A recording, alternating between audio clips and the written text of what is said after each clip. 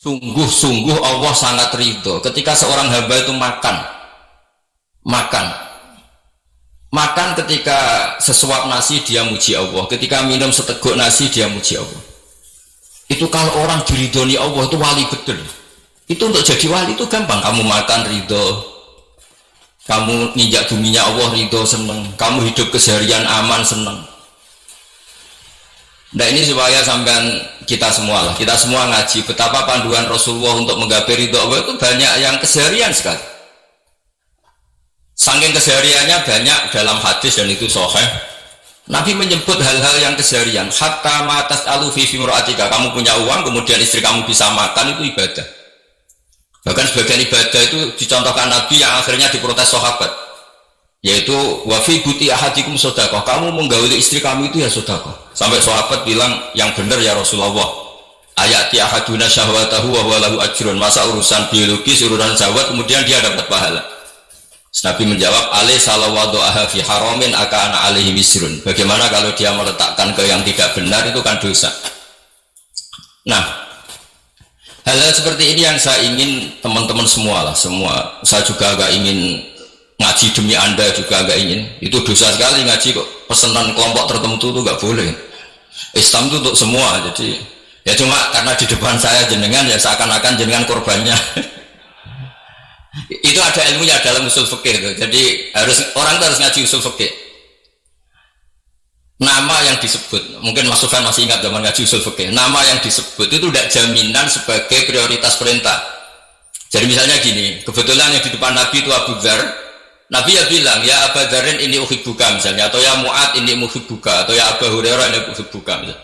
Banyaklah riwayat yang Nabi nyebut ya Abu Dzarin, ya Mu'ad, ya Abu Hurairah. Kemudian misalnya Nabi meneruskan khitab, ini uhibbuka, saya mencintai kamu, fakul dubur sholatin, atau sebagian riwayat disebut falatadaan la dubura kulli sholatin Allahumma inni ala zikrika wa syukrika wa husni ibadatik.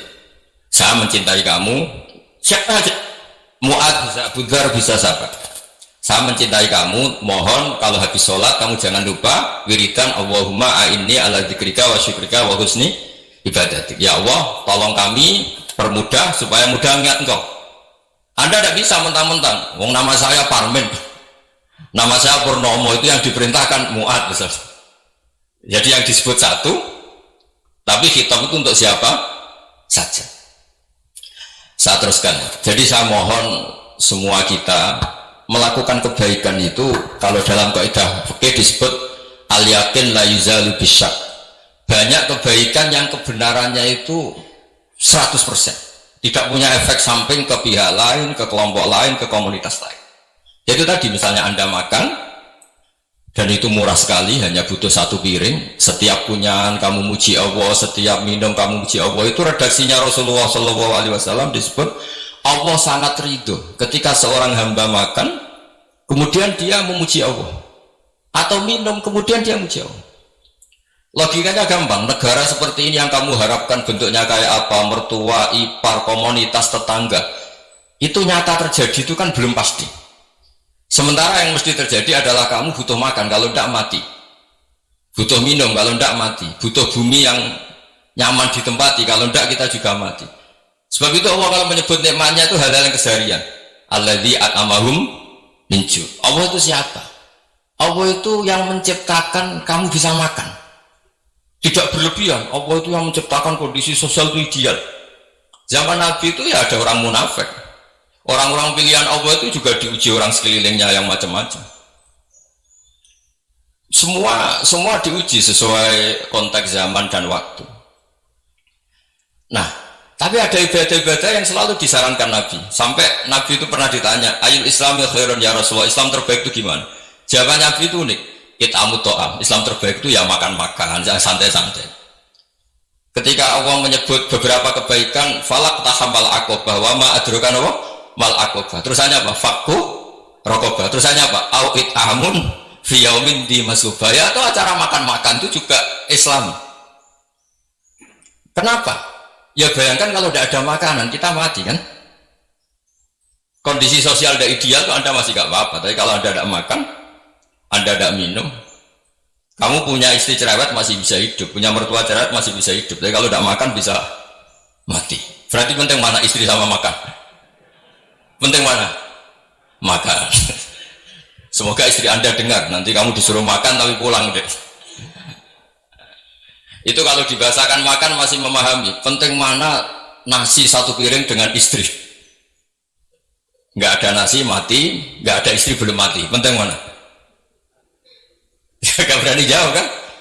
Nah, ternyata Anda ada garang kan di depan istri. Jadi saya mohonlah, mungkin Mas Sufyan Sauri tadi yang bisa bantulah teman-teman tuh ngaji yang keseharian saja. Karena kita nyari ridha Allah itu berdasar firman Allah, dan firman Allah itu menyebut keseharian tuh riang gampang. Yaitu tadi misalnya wa min ayatihi manamukum bil laili wan nahar. Termasuk ayat-ayat Allah itu kamu tidur. Maka dulu itu ada guyonan, ada tokoh Mu'tazilah, kelompok dalam Islam yang berpikir manusia itu bisa menentukan ikhtiarnya sendiri. Karena saya bisa duduk, ingin berdiri, berdiri. Karena kelompok ini nggak terima kalau semua kehendak Allah, nanti bagaimana kalau semua kehendak Allah kok ada hisab ya, ada sanksi. Lucunya itu dia akhirnya ini cerita ya, mencintai seorang perempuan cantik sekali. Dan itu dia menjadi ahli sunnah itu oleh hal-hal yang sepele. Karena istrinya cantik, ya namanya suami istri hubungan intim. Terus ditanya, Mas masih ingin lagi? Masih. Silahkan diulang lagi. Wah ya tidak bisa. Katanya manusia bisa menentukan yang diinginkan. Itu tobat itu. Itu nggak bisa ditobatkan Mas Sufyan Ats-Tsauri. Orang cantik yang mudah nobatkan orang itu orang cantik. Segampang itu. Akhirnya kita tahu, makanya kalau dalam kitab Hikam itu disebut al-aqil mayyakul madza yaf'alu wa hubi wal ghafil mayyakul madza af'al. Orang yang punya akal karena sadar ini wilayah Allah, semua milik Tuhan, itu dia tiap hari berpikir besok Allah akan melakukan apa terhadap dunia ini. Kamu merencanakan suatu mau plesir ternyata gempa, mau wisata ke Rusia ternyata perang. Kamu tidak pernah tahu apa yang akan terjadi besok. Wa ma tadri nafsum madza taksibu ghadan. Tapi anda semua kita ini sering punya jadwal permanen. Makanya saya kalau diundang siapa saja bisa takdir. Yang jelas Gus ini acara penting. Ya masih acara penting nak pangeran nang ngersakno kowe piye? Kowe ape dadi pangeran ya? Kamu kok mau jadi Tuhan? Itu kadang ya kiai. Penting Gus acara ini jenengan harus memastikan bisa. Loh kamu itu yang ngajarin tauhid sesuatu itu biadillah kok bilang-bilang apa pasti. Kalau saya terus tak tobatkan dong kamu kata saya. Ya kalau gitu Gus bilang insya Allah. Wah itu hati saya, fisik saya, roh saya sudah bilang insya Allah. Tidak usah kamu latih kata saya. Nah hal-hal tauhid keseharian itu gampang sebetulnya. Wal ghafil yaqulu madza af'al. Tapi orang yang lupa Allah dia setiap hari bilang besok apa? Kita bisa melakukan apa? Seakan-akan dia itu aktor, dia penting, dia subjek permanen dia. Padahal kita ini hanya objek kehendak Allah Subhanahu wa taala. Karena kita yakin sesuatu yang terjadi di alam raya ini kita tidak bisa apa-apa.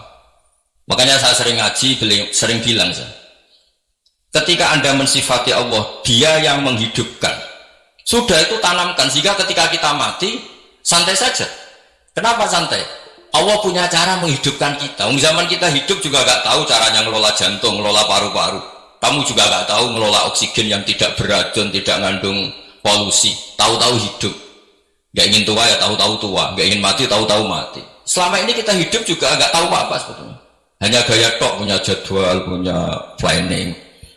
Kalau kamu bisa menentukan pilihan Anda, pasti Anda istrinya cantik, 4 neriman semua, kona'ah semua. Nyatanya enggak kan? Sudah 1 jelek, cerewet. Wah itu kan, nyatanya enggak bisa apa-apa Anda kan? Dan kamu bawa mati lagi. Itu kan. Istri Anda juga gitu, punya keinginan, punya suami yang ganteng, yang jabat, yang neriman, yang enggak poligami. Ya tidak kesampaian juga. Kalau kita ngitung tingkat kegagalan kita itu gagal terus. Ya kan? Nah, terus ingat Allah, madza yaf'alu wa hubi. Orang yang punya akal selalu berpikir Allah itu menghendaki apa terhadap saya. Lalu sama-sama orang melihat orang yang serius, itu kata Anda itu pemikir berat, serius, senang punya tokoh yang merengut tuh, karena kamu anggap serius. Tapi sebagian orang anggap orang yang serius itu wong merengut, wong masam, wong muka kok ditekuk. Jadi sama Itu hati yang muqallibal qulub tsabbit qalbi ala dini, karena kita nggak tahu cara berpikir kita tentang orang lain, tentang sekeliling kita. Misalnya kita orang baik yang jenis ngurmat fakir miskin, ada orang bangun masjid mewah itu janggal. Apa artinya masjid mewah kalau banyak orang kelaparan? Tapi kalau yang jenis pendidikan, apa artinya masjid mewah kalau tidak bisa ngaji? Nanti yang jenis infrastruktur, apa artinya ini kalau semuanya punya sudut pandang yang berbeda-beda. Dan Islam mengapresiasi semua kebaikan. Tapi katakan semua kebaikan itu adalah kehendak Allah Subhanahu wa taala. Karena apapun baik Anda itu pakai fasilitas yang diberikan oleh Allah Subhanahu wa taala. Sehingga ini yang disebut qulillah tsumadarhum fi khawdihim yal'abun. Ya, kembali tadi ke tema-tema bahwa keseharian Anda ini sudah Islami. Saat Anda tidak bisa melakukan apa saja. Saya sering ada jenazah, biasanya kalau tetangga meninggal saya sering disuruh ngelepas. Saya bilang orang ini baik karena sering ngelamun di rumah, sering nganggur di rumah. Ditanya sama anaknya, kenapa Gus nganggur baik? Ya kalau dia nganggur artinya juga agak berbuat sesuatu yang maksiat kan? Ya kan, orang nganggur di rumahnya ya tidak bunuh orang, tidak maling, tidak korupsi, ya namanya nganggur di rumah. Lah cuma istri cara pandang nganggur gak menghasilkan uang itu, tapi juga gak menghasilkan kriminal kan? Jadi sebenarnya Islam itu, makanya kalau sampai ngaji usul fikih itu ada kitab usul fikih namanya Lubul Usul, itu terkenal sekali di pesantren itu. Itu kalau ngapresiasi keseharian itu luar biasa. Izma min mubahin illa wa yatahaqqaqu bihi tarku haramimma. Karena keseharian yang mubah saat Anda lakukan itu ada kehebatan yang luar biasa, yaitu meninggalkan haram. Makanya dulu banyak orang-orang alim ketemu temannya itu guyon sampai semalaman. Itu dia yang semangat Islam, itu kiai kok tidak tahajud, kiai kok tidak witir. Orang yang sedang makan uangnya banyak, malam itu tidak kelayaban itu sudah luar biasa. Melawan nafsu supaya tidak maksiat itu sudah luar biasa. Supaya lupa guyon sama temannya semalaman sampai subuh. Gojlok-gojlokan mengenang zaman miskin, zaman kuliah nggak jelas, zaman apa. Melihatnya jangan takut tahajud. Seperti ini meninggalkan tahajud, tapi meninggalkannya ini talqul muharramat. Jadi kayak apa hebatnya? Sehingga Imam Ghazali punya riwayat yang agak unik. Hatta takuna ibadatu akhiri hadil ummah iku an-naum. Sehingga suatu saat ibadah terbaik umat ini itu tidur. Itu kan riwayat kontroversi. Ketika Imam Ghazali tanya, kenapa iya? Kenapa kamu mulai keluar dari rumah itu sudah banyak maksiat, melihat perempuan yang enggak mahram, melihat fenomena. Tapi kalau kamu tidur itu enggak melihat apa. Tapi juga kamu jangan menganggap tidur itu ibadah betul. Saatnya melakukan fardu ain malah masih tidur. Tapi itu sudut pandang yang menjadikan kita Islam itu gampang. Jadi saat Anda tidak bisa aktivitas apa, misalnya ada beberapa orang yang lumpuh. Lumpuh itu memang nggak bisa Jumatan, nggak bisa ibadah, tapi dia juga nggak bisa maksiat.